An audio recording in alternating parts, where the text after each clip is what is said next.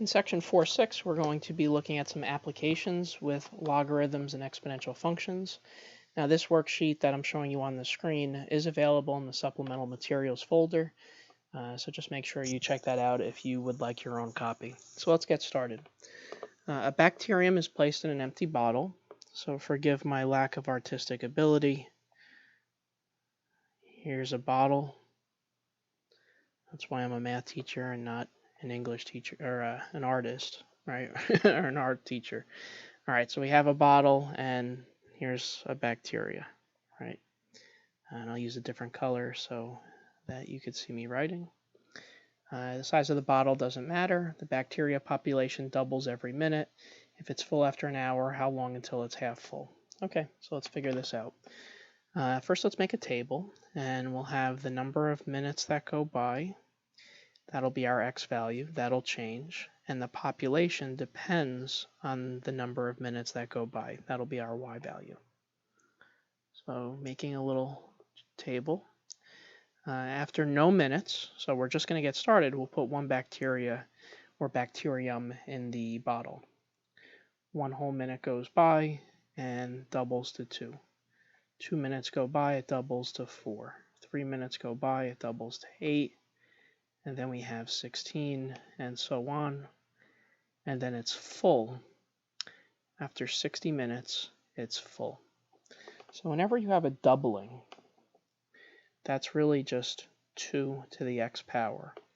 If you ever hear something's doubling, it takes some kind of form of 2 to the x. Now there might be a constant in front, and there might be some kind of transformation, but 2 to the x is the parent function for something that's doubling. So it's full when 2 to the 60th power, right? It doesn't matter what that number is. That's an enormous number. The question is, when is it half full? Well, if it's full at 2 to the 60th, half of 2 to the 60th would be when it's half full. The question is, after how many minutes does that happen? So we could use this model to do this. All right, so we see that it is an exponential function. So let's take the log of both sides.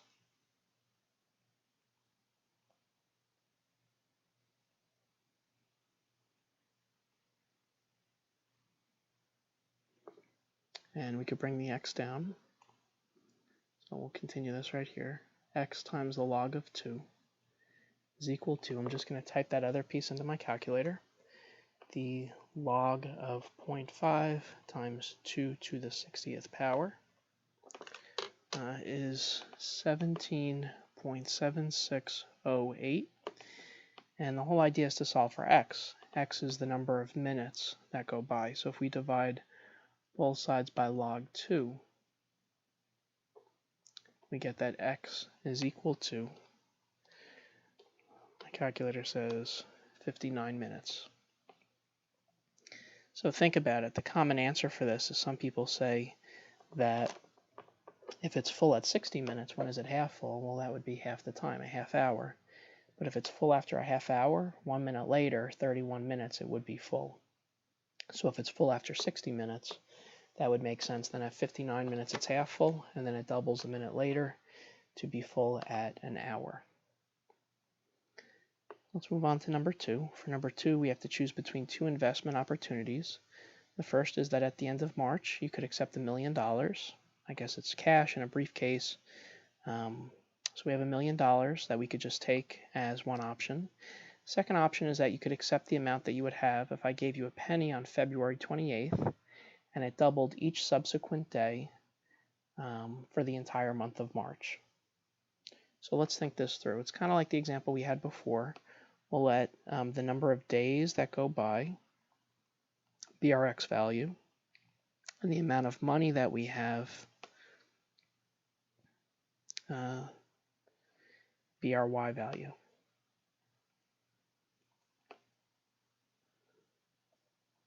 Okay, so when we get started, right after February 28th, so there's no leap year, 11:59 on February 28th, I give you a penny.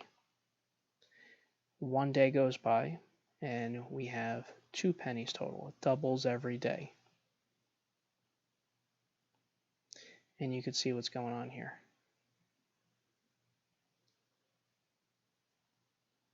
All right, and this is going to go on. March has 31 days. My brother's birthday is March 31st. And let's see how much money we would have. At 31 days, we need to come up with some kind of equation.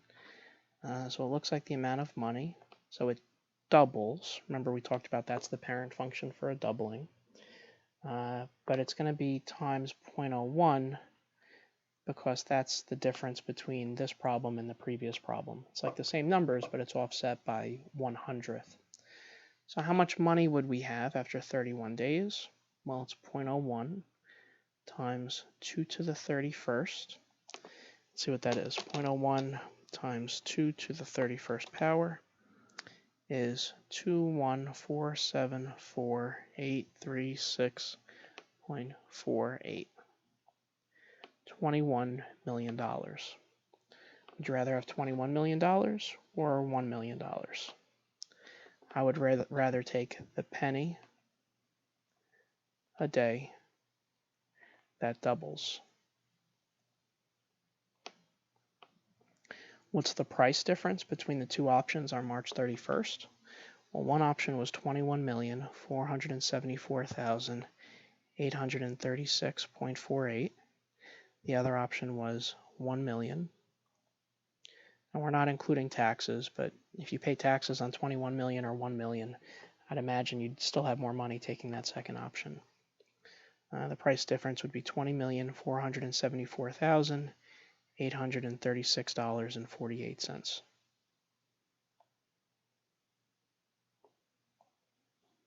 When is the break-even point of the two investments? So what that means is, when is $1 million, that's one option, equal to the second option, 0.01 times 2 to the x?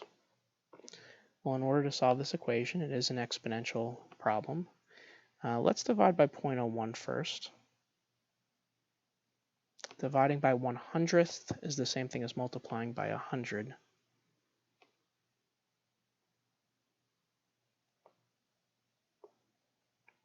And what I'm going to do is take the log of both sides. So the log of 100 million is 8, because that's really 10 to the 8th. So you have log base 10 of 10 to the 8th. 8 is equal to x times the log of 2. And then if we divide both sides by the log of 2, 8 divided by the log of 2 gives us 26.5754 days. So what this means is after 26 full days, on March 27th, maybe about halfway through around noon, you would have accumulated $1 million. A day later, it's going to be 2 million, then 4 million, then 8 million, 16 million. So you see how it gets there. When is the break-even point of the two investments? That's what we just figured out. That's 26.5754 days. How long would you have to wait to get the $1 million? That's the same question. So it's, you're going to have to wait 27 days. So the question is, I know some of my high school students, they want things immediately, right? So, could you wait 27 days to make $20 million, or would you rather take the $1 million up front? Well, anyone, the logical answer would be you should wait and collect on your $21 million. So let's go to problem number 3. For problem number 3, it says that according to scientific research, the amount of carbon dioxide in the atmosphere, parts per million, is given by the equation y is equal to y naught e to the kx power, where y equals the amount of carbon dioxide in parts per million, y naught is the initial amount of CO2, and k is a constant, x is the given year. Use the chart to answer the following questions. Okay. So find an exponential function that gives the amount of carbon dioxide y in year x.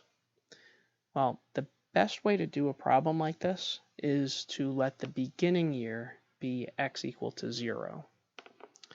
So when at 1990, that's going to be year 0.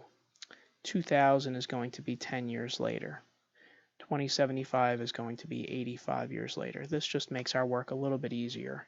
2175 would be 185 years later, and 2275 would be 285 years later.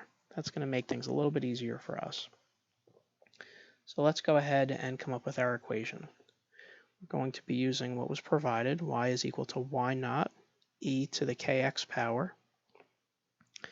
And y naught, we're told, is 353. That's the starting parts per million.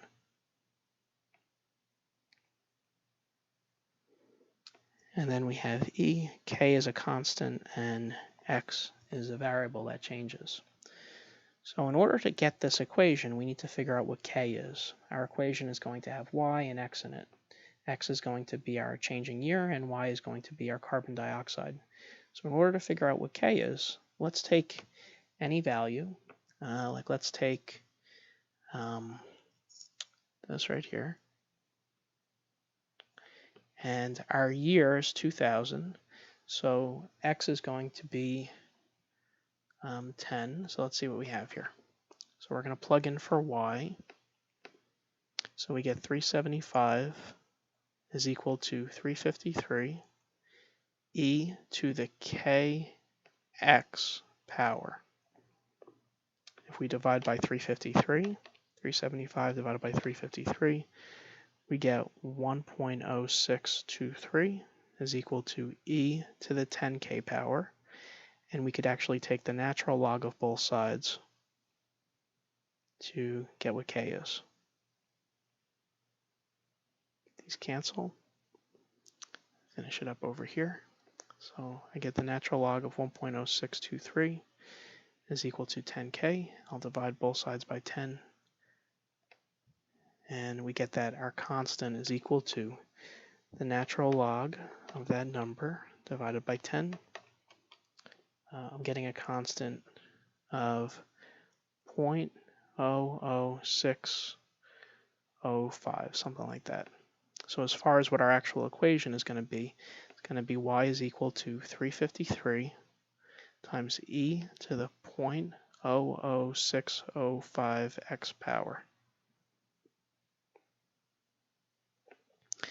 Estimate the year when future levels of CO2 will be double their pre-industrial level of 280 ppm. Okay, so what we have to do here is set this equation, 353 e to the 0.00605 x power equal to double 280. That's how we set it up. So we're going to solve it just like we did before. We're going to divide by 353. And we get e to the 0.00605x is equal to 2 times 280 divided by 353. And that comes out to 1.5864. So now let's take the natural log of both sides. Cancels out the e.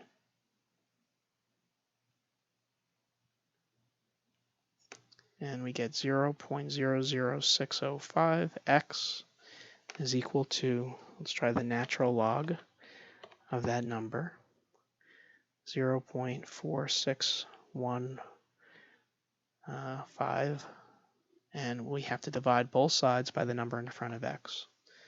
So if we do that, I'm going to do 0.4615 divided by 0.00605, and I get x is 76.2758. Now remember, x was the years after 1990, right? So if we add that to 1990, that comes out to 2066.2758. 0.2758. So after 2066 years, so really we're in the year 2067. That's what the answer would be. Really, either one of these I would accept, but the top one says after 2066, so technically that's 2067. It's a little confusing, but that's how that works. Let's move on to number 4. According to the Census Bureau, the world population reached 6 billion people during 1999 and was growing exponentially. By the end of 2010, the population had grown to 6.947 billion. The projected world population in billions of people 2 years afterwards is given by that following equation. So based on this model, what will the population be in 2025? Well, T, remember, was years after 2010, right? So if we're looking for the years after 2025, we'll do 2025 minus 2010, and that gives us a T value of 15. So now let's plug that into our function. So our function after 15 years is going to be 6.947e to the 0.00745 15 power. So I'm going to type that into my calculator. 6.947 times e to the 0.00745 times 15 power, and my calculator is telling me that is 7.7684 billion people. If this trend continues, approximately when will the world population reach 9 billion? Okay, so we have an equation for our population, 6.947 times e to the 0.00745 t power. We want to figure out when will the population reach 9 billion people. So let's divide both sides by 6.947.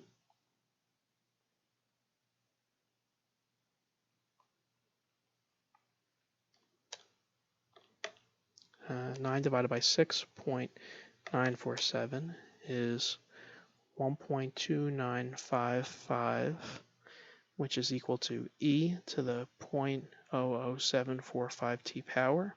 I'm going to take the natural log of both sides.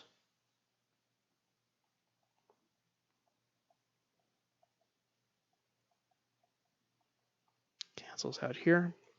So the natural log of that number is 0.2589, which is equal to 0.00745 t power. And I'll divide both sides by the number in front of our variable.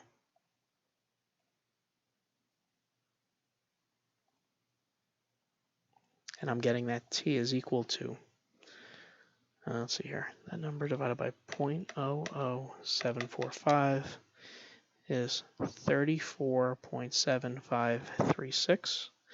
That represents years after 2010, so I'm going to add 2010 to that.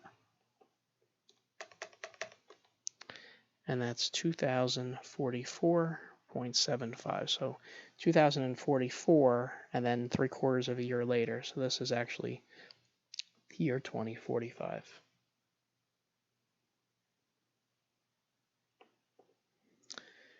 When was the world population half of what it was in 2010? Okay, well in 2010 it says the population was 6.947 billion, right? So when was it half that? So let's take that population, 6.947, divide it by 2, and figure out after how many years does that happen.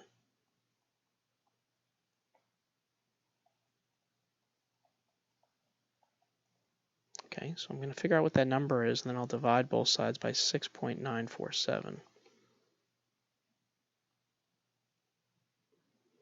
And let's see what that is. We'll get e to the 0.00745 t power is equal to 6.947 divided by 2, and then that number again divided by 6.947. That comes out to just 0.5. And then let's take the natural log of both sides.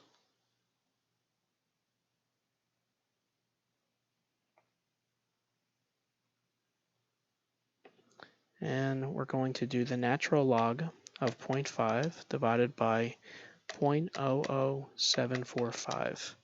And I'm getting t is equal to negative 93.0399. Or, yep, that's right. Yeah. Okay. So remember, t represents the years after 2010. So this would represent how many years before 2010. So I'm going to do 2010 minus 93.03990, and that's going to tell me, when did that happen. 2010 minus 93.03990, and this comes out to 1916.9601. So it's a little bit past 1916, so that was in the year 1917. And then the last problem, it says, what was the world's population in 1776? All right, so we're coming up to July 4th here. Let's figure out what that would be. So how many years before 2010 was that? Because that's what t is going to be here. So 2010 minus 1776 is 234 years before. So t is actually going to be a negative number because we are not going after 2010, we're going before. So that's what t is going to be. So let's figure this out. What's our function evaluated at negative 234? So it's going to be 6.947 e to the 0.00745 times negative 234. It's a little crammed in there, but hopefully that makes sense. So 6.947 times e to the 0.00745 power times negative 234. And that comes out to be 1.2153 billion. So we've come quite a ways since then because we are growing at exponential rate. Thank you very much. Stay tuned for our next lesson.